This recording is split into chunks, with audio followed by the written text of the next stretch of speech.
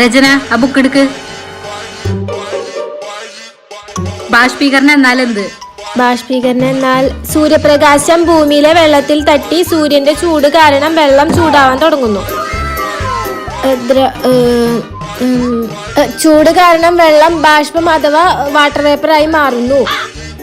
വാതകമായി മാറുന്ന ഈ പ്രക്രിയയാണ് ബാഷ്പീകരണം അഥവാ ഇവാപറേഷൻ എന്ന് പറയുന്നത്. Good girl.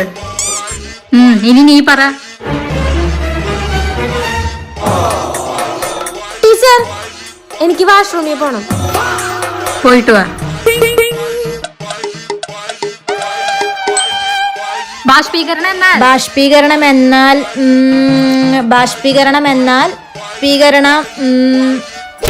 ഒരു ഭാഗം മര്യാദക്ക് പഠിച്ചിട്ട് വരില്ല നിന്നെ.